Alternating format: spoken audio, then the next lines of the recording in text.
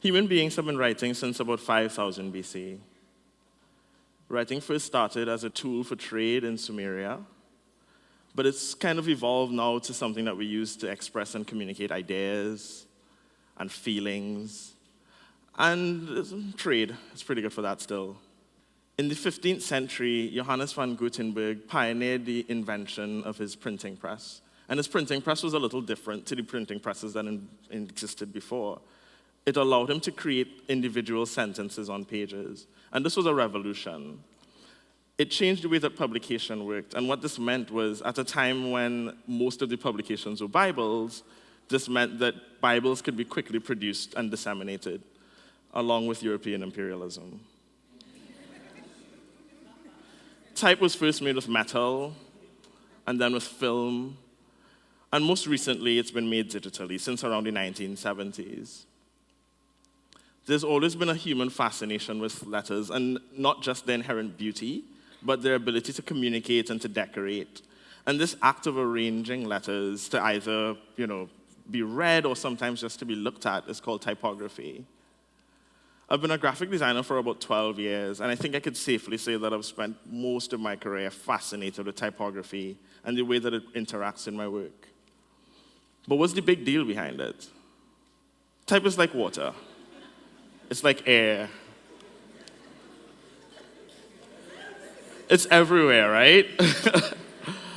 But without type, we wouldn't know where to find the restroom, or we wouldn't know how much for a snack pack, or we wouldn't know the latest drama in the group chat. And just like every advertisement and every billboard in the world was designed by someone, every letter in every advertisement and every letter in every billboard in the world was designed by someone. And I decided I wanted to be one of those someones. So I went to the Cooper Union in New York, and I did their typeface design program where I learned how to make fonts. And it was a new skill, but it is important to mention that all I really came back with was new skills.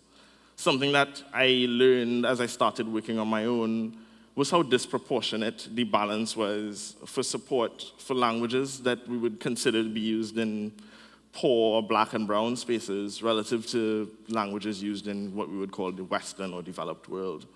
And that's pretty obvious, right? Type is a driver of trade. And without an economy to bolster it, there won't be development. But in most of these economies where there isn't support for what we would call now these endangered languages, they use Latin, which is what we use. But the reason that they use Latin is because most of these cultures were erased. At the same time, I was learning about projects like Google Fonts Noto and Jama Patel's Kigelia, and I realized that there was this kind of movement that was happening with this work inside of type design that isn't just about Latin font design, and I decided I wanted to be part of it. So I started doing some research on specifically African writing systems, and I ended up a little bit closer to home than I expected, but with something that I still didn't really have a relationship to. This is a photo from 1900 Suriname. Suriname, much like Trinidad, has had a history of slavery, and it has a history of multi-ethnicity, and they exist in a post-colonial kind of reality. But something that Suriname had that was different from us is that there were successive waves of escaped slaves, mostly because of the complexity of the South American rainforest. They were able to start their own communities and live lives that were entirely removed from the ones that were happening. And one of these groups of people caught my eye, and they were called the Njuka. And the Njuka were a group of people, they were called Maroons, and they were interesting to me because they had their own language, but they didn't just have their own spoken Creole. They had the only Creole writing system in the world, which was also the only writing system that was created by Africans in the Western Hemisphere. In 1908, an Njuka tribesman named Afaka Atumisi had a dream. And in this dream, God came to him dressed as a white ghost, as he's wont to do. And God outlined a series of symbols for him, and these symbols were meant to represent the sounds used in his language. Afaka wrote them down, and he sat on the idea for about 2 years, until the anniversary of Halley's Comet in 1910. And he saw this as a sign, and he started sharing it with his tribesmen, and they immediately began picking it up.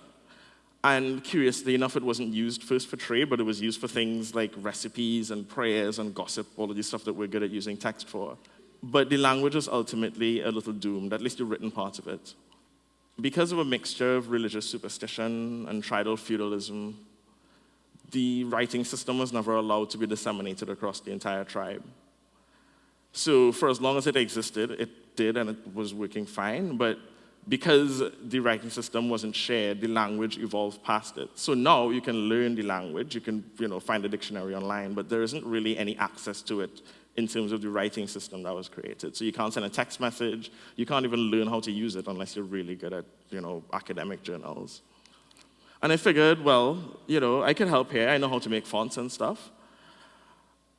And something that I learned pretty early, or I accepted, was that the chance of this writing system being picked up was really slim. Like, really slim.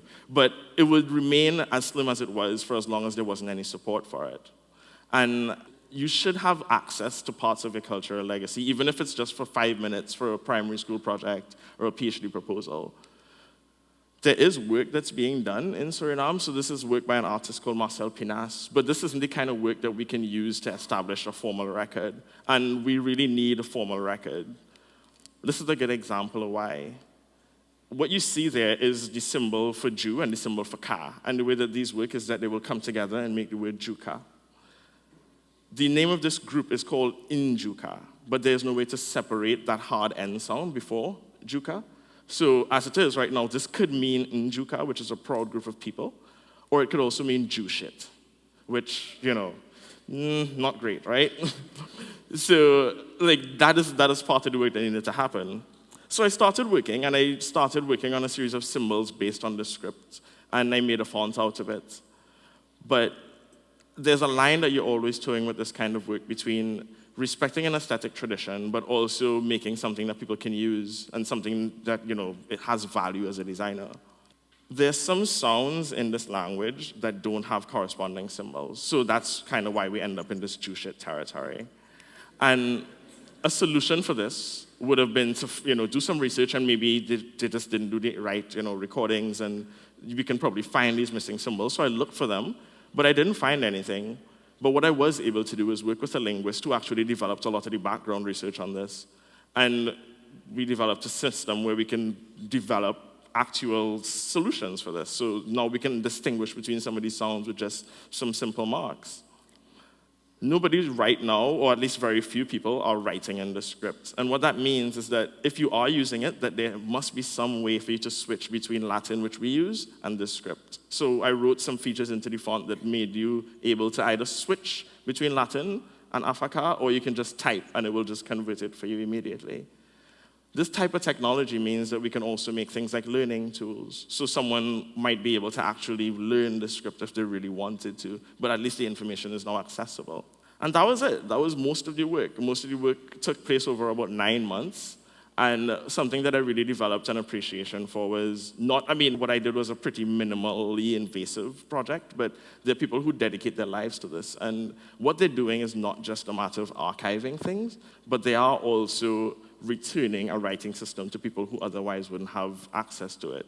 And there's something to that. You should be able to write your name like you do, not like them. But this isn't really something that can live on the internet, right?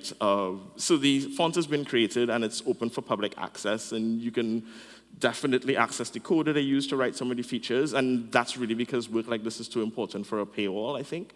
But this isn't my property. It's the property of the people for whom it was originally designed.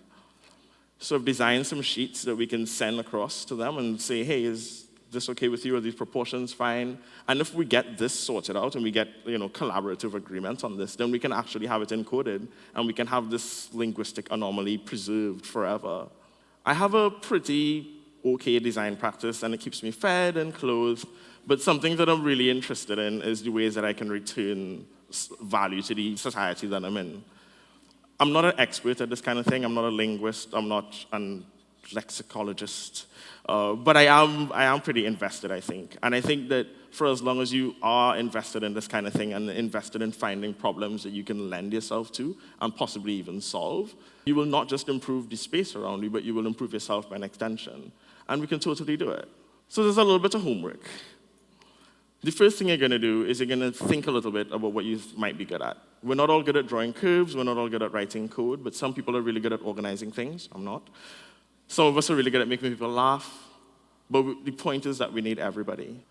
After that, you're going to figure out how you're going to do it, and you're going to figure out how you want to apply yourself. And I'm not saying that we should all go do pro bono work or we should run off and live on a mountain, because business and commerce, I think, are really good for both people and for societies. But for as long as you figure out how you want to get involved, then you would have done a lot of work for yourself. And then you would, get out there and get some stuff cracking, For as long as you followed through on steps 1 and 2, you will figure out how you want to do that. But it's important to get involved. And there's a kind of a misleading story that people tell you about if you love what you do, you won't work a day in your life. And that's garbage, because I'm very tired. But I do think